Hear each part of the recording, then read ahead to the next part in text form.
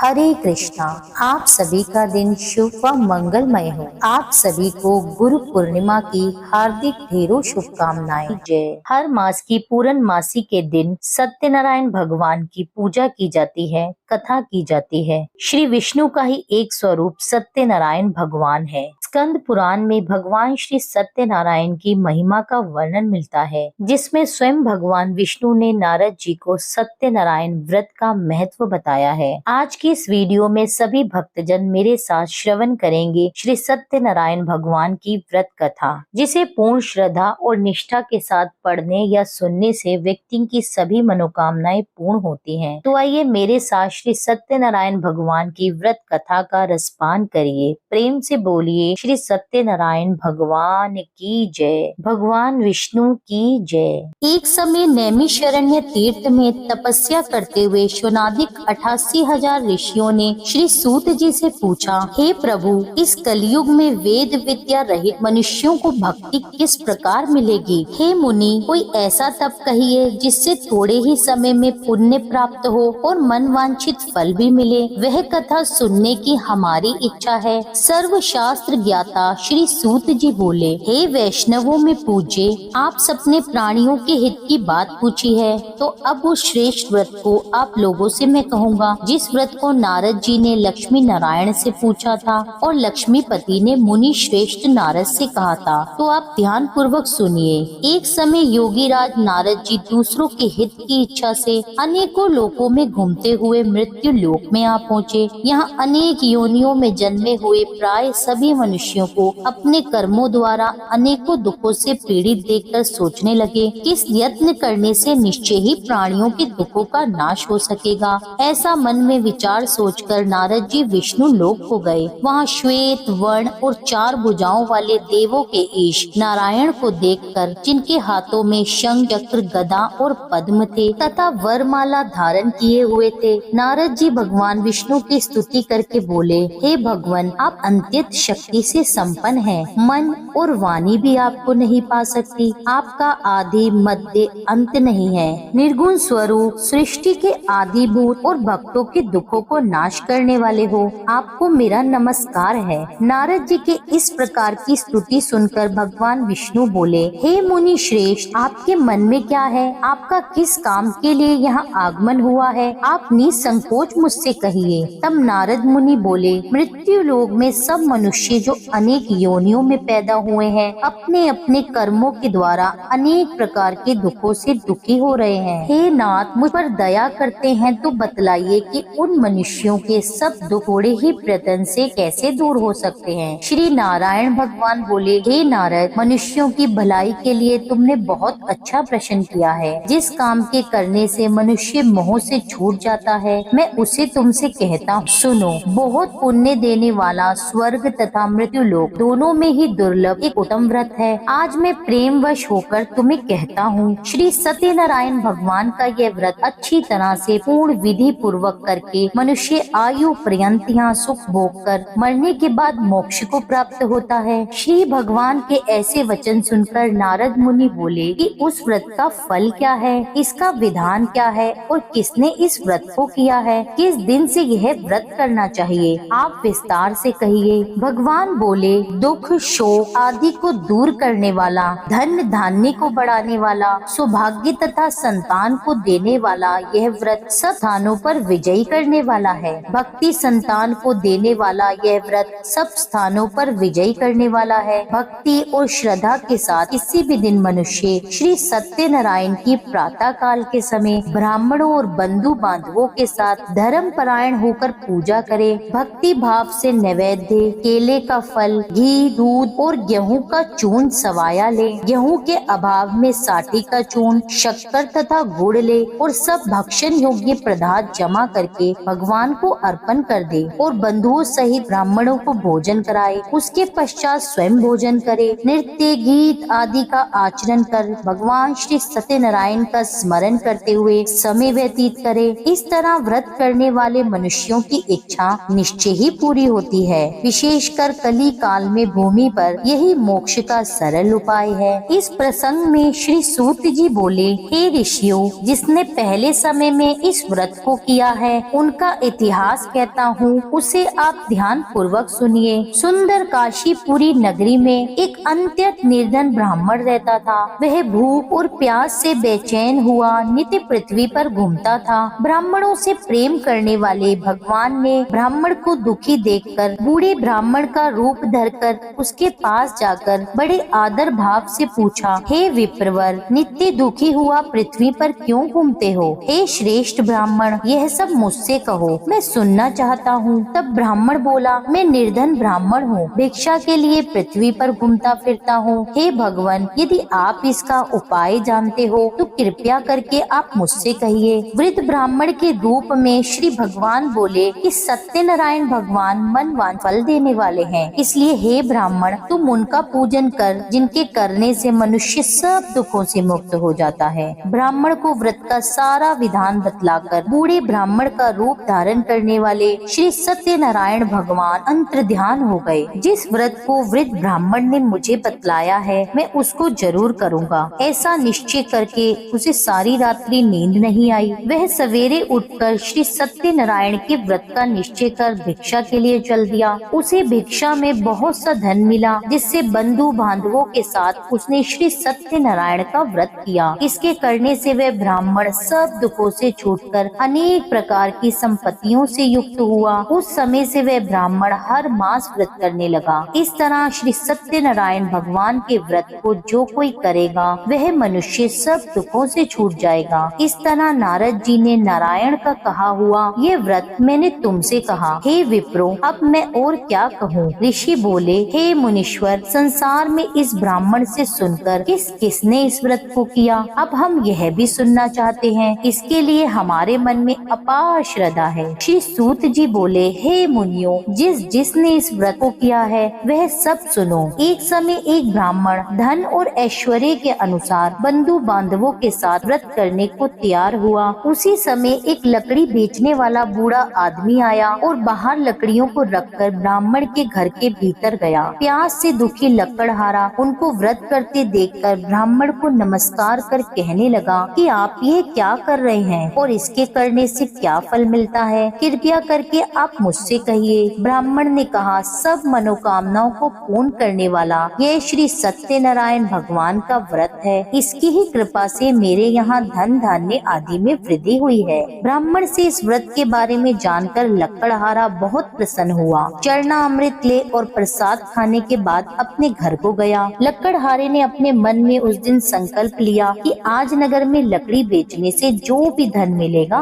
उसी से श्री सत्यनारायण भगवान का मैं उत्तम व्रत करूंगा। यह मन में विचार कर वह बूढ़ा आदमी लकड़ियां अपने सिर पर रखकर जिस नगर में धनवान लोग रहते थे वह ऐसे सुंदर नगर में गया। उस रोज वहाँ पर उसे लकड़ियों का दाम पहले दिनों से भी चौगुना मिला। तब वह बूढ़ा लकड़हारा दाम लेकर अति प्रसन्न होकर पक्के केले की पुल्ली, शक्कर, घी, दूध, दही और गेहूं का आटा इत्यादि भगवान श्री सत्यनारायण के व्रत की कुल सामग्रियों को लेकर अपने घर को लौट आया। फिर उसने अपने बंधु बांधवों को बुलाकर विधि विधान के साथ भगवान श्री सत्यनारायण का पूजन और व्रत किया। उस व्रत के प्रभाव से वे बूढ़ा लकड़हारा धन, पुत्र आदि से युक्त हुआ और संसार के समस्त सुख भोग कर अंत में वैकुंठ को चला गया। इस प्रसंग में श्री सूत जी बोले, हे श्रेष्ठ मुनियों, अब मैं आगे की कथा कहता हूँ, सुनो। पहले समय में उल्कामुख नाम का एक बुद्धिमान राजा था। वह सत्य वक्ता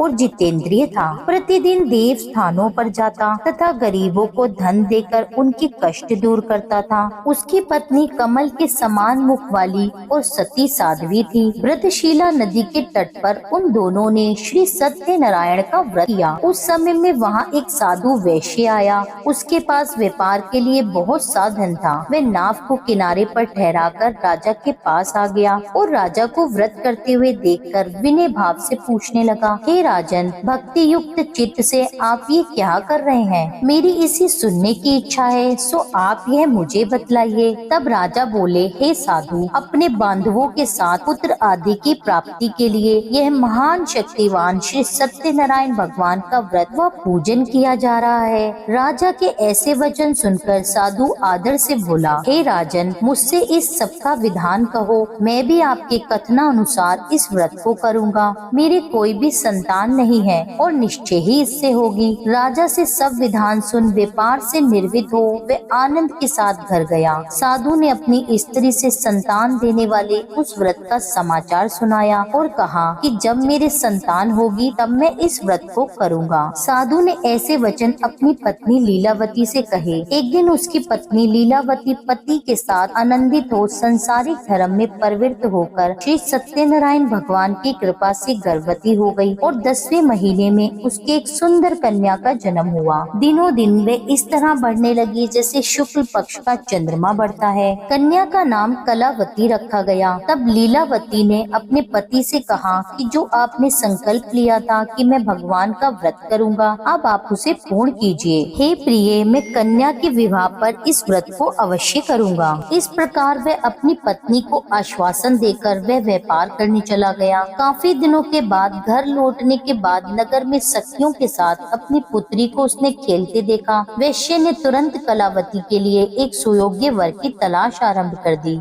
कंचन नगर के एक सुयोग्य वणिक पुत्र से अपने बंधु बांधव सहित प्रसन्न मन से अपनी पुत्री का विवाह उसके साथ कर दिया। किंतु दुर्भाग्य से विवाह के समय भी वह उस व्रत को करना भूल गया। तब श्री भगवान क्रोधित हो गए और श्राप दिया कि तुम्हें दारुण दुख प्राप्त होगा। अपने कार्य में कुशल साधु बनिया जमाता सहित अपने जवाई सहित समुद्र के समीप स्थित रतनपुर नगर में गया और वहाँ दोनों ससुर जमाई चंद्रकेतु राजा के उस नगर में व्यापार करने लगे। एक रोज भगवान श्री सत्यनारायण की माया से प्रेरित कोई चोर राजा का धन चुराकर भागा जा रहा था, किंतु राजा के दूतों को आता देखकर चोर ने घबराकर भागते हुए राजा के धन को वहीं चुपचाप रख दिया जहां वो ससुर और जवाई ठहरे हुए थे। जब दूतों ने उस साधु वैश्य के पास राजा के धन को रखा देखा तो वे दोनों को बांधकर राजा के पास ले गए और प्रसन्नता के साथ दौड़ते हुए राजा के समीप जाकर बोले, यह दो चोर हम पकड़कर लाए हैं, कृपया आज्ञा दें। तब राजा की आज्ञा से उन्हें कठोर कारावास में डाल दिया गया और उनका सारा धन भी छीन लिया। श्री सत्यनारायण भगवान के श्राप द्वारा उनकी पत्नी भी घर पर बहुत दुखी हुई और जो घर का सारा धन रखा था वह भी चोर चुरा कर ले गए। शारीरिक और मानसिक पीड़ा तथा भूख प्यास से अति दुखित होकर अन्न की चिंता में कलावती एक ब्राह्मण के घर पहुंची। वहां उसने श्री सत्यनारायण भगवान का व्रत होते देखा। फिर उसने कथा सुनी और प्रसाद ग्रहण कर रात को घर आई।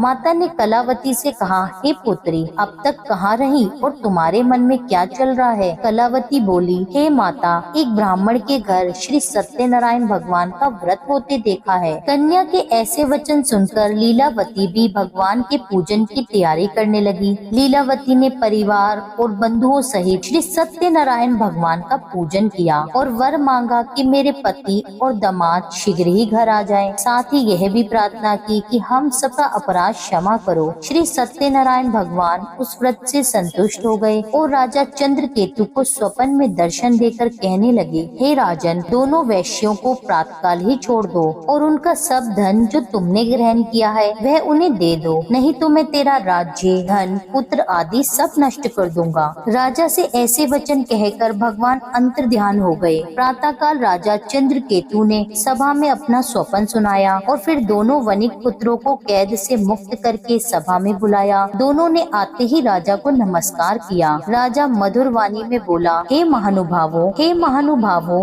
भाविवश तुम्हें ऐसा कठिन दुख प्राप्त हुआ है, अब तुम्हें कोई भय नहीं है। ऐसा कहकर राजा ने उनको नए नए वस्त्र आभूषण पहनाए और उनका जितना भी धन लिया था उससे दुगना धन देकर आदर सहित विदा किया। अब दोनों वैश्य अपने घर को चल दिए। श्री सूत जी बोले, वैश्य ने मंगलाचार करके यात्रा आरंभ कर दी और अपने नगर को चला। उनकी थोड़ी ही दूर निकलने पर दंडी वेशधारी श्री सत्यनारायण ने उनसे पूछा, हे साधु, तेरी नाव में क्या है? अभिमानी वणिक हंसता हुआ बोला, हे दंडी, आप क्यों पूछते हैं? क्या धन लेने की इच्छा है? अभी मेरी नाव में तो बेल और पत्ते भरे हैं। वैश्य का कठोर वचन सुनकर भगवान ने कहा, तुम्हारा वचन सत्य हो। दंडी ऐसा कहकर वहाँ से चल दिए और कुछ दूर जाकर समुद्र के किनारे बैठ गए। दंडी के जाने पर वैश्य ने नित्य कर्म करने के बाद नाव को ऊंची ऊंची देखकर अचंभा किया और नाव में बेल पत्ते आदि देखकर मूर्छित होकर जमीन पर गिर पड़ा। फिर होश में आने पर अत्यंत शोक प्रकट करने लगा। तब उसका जवाई बोला कि आप शोक न करें, ये दंडी जी का श्राप है, अतः हमें उनकी शरण में चलना चाहिए, तभी हमारी मनोकामना पूर्ण होगी। दामाद के ऐसे वचन सुनकर साधु वणिक दंडी के पास पहुंचा और अत्यंत भक्ति भाव से नमस्कार करके बोला, हे भगवान, आपकी माया से मोहित ब्रह्म आदि भी आपके रूप को नहीं जानते, तब मैं अज्ञानी कैसे जान सकता हूँ। आप मुझ पर प्रसन्न होइए, मैं अपनी सामर्थ्य अनुसार आपकी पूजा करूँगा। मेरी रक्षा कीजिए और मेरे पहले के समान नौका में धन भर दीजिए। उसके इस प्रकार से भक्ति युक्त वचन सुनकर भगवान प्रसन्न होकर उसको इच्छा अनुसार वर देकर अंतर ध्यान हो गए। तब उन्होंने नाव पर आकर देखा कि नाव धन से परिपूर्ण है। फिर वे भगवान श्री सत्यनारायण का पूजन कर साथियों सहित अपने नगर को चल दिए। जब अपने नगर के निकट पहुँचे तब उन्होंने अपने घर पर दूत भेजा। दूत ने साधु के घर जाकर उसकी पत्नी को नमस्कार करके कहा कि साधु और आपके दामाद सहित इस नगर के समीप आ गए हैं। ऐसा वचन सुन साधु की पत्नी ने बड़े ही हर्ष के साथ सत्यदेव का पूजन कर अपनी पुत्री से कहा, मैं अपने पति के दर्शन को जाती हूँ, तुम कार्य पूर्ण करके शीघ्र आना,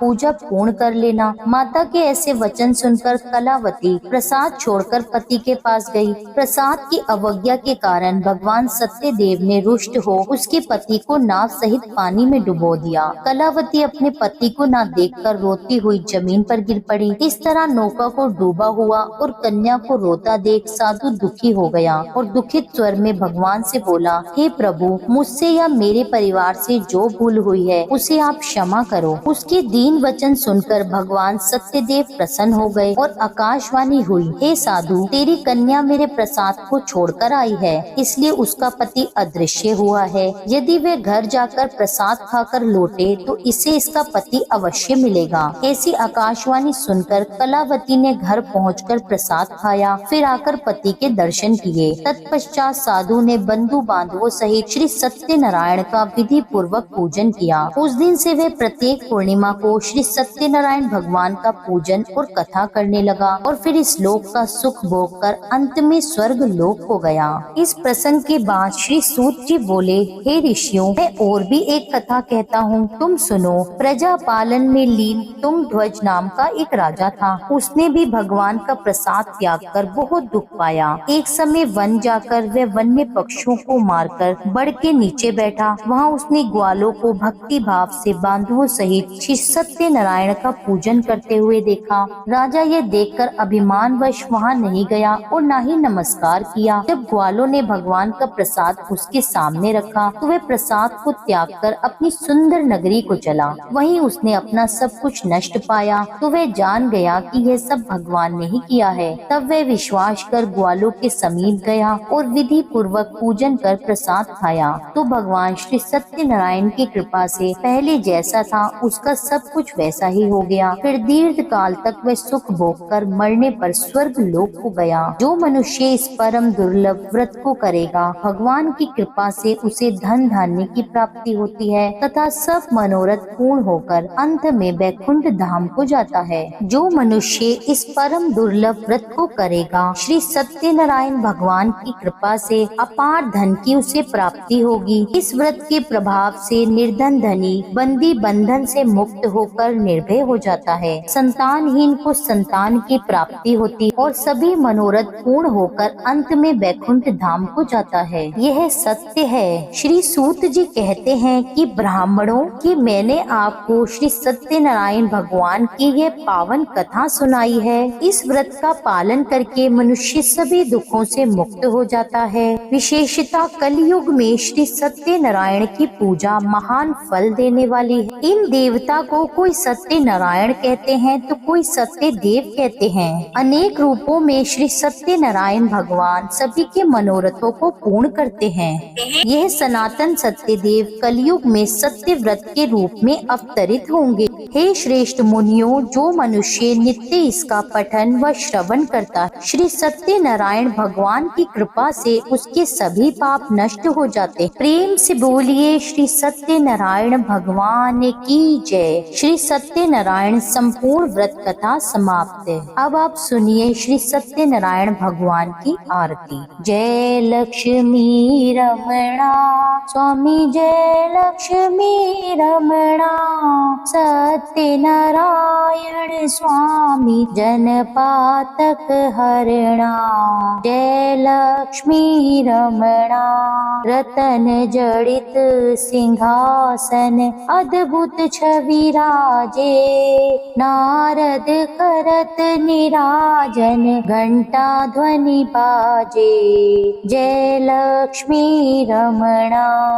प्रगट भये कलि कारण द्विज को दर्श दियो। बूढ़ो ब्राह्मण बन कर कंचन महल कियो। जय लक्ष्मी रमणा। दुर्बल भील कठारो इन पर कृपा करी। चंद्रचूड़ एक राजा जिनकी विपत्ति हरी। जय लक्ष्मी रमणा। वैश्य मनोरथ पायो शरधा तज दीनो। सो फल भोग्यो प्रभु जी फिर स्तुति कीनी। जय लक्ष्मी रमणा। भाव भक्ति के कारण छिन छिन रूप धर्यो। शरधा धारण कीनी तिनको काज सरयो। जय लक्ष्मी रमणा। ग्वाल बाल संग राजा वन में भक्ति करी। मन वांछित फल दीनो दीन दयाल हरि। जय लक्ष्मी रमणा। चढ़त प्रसाद सवाया कदली फल मेवा। धूप दीप तुलसी से राजी सत्य देवा। जय लक्ष्मी रमणा। श्री सत्यनारायण जी की आरती जो कोई नर गावे। प्रेम सहित गावे। कहत शिवानंद स्वामी कहत हरि हर स्वामी। मन वांछित फल पावे। जय लक्ष्मी रमणा। स्वामी जय लक्ष्मी रमणा। सत्यनारायण स्वामी जनपातक हरणा। जय लक्ष्मी रमणा। यह था आज का वीडियो। उम्मीद करती हूँ यह वीडियो आपको पसंद आया होगा। कथा पसंद आई हो तो मेरे चैनल को सब्सक्राइब कर लीजिए और वीडियो को लाइक कर दीजिए। मिलती हूँ आपसे एक अगली वीडियो में। जब तक के लिए जय श्री राधे।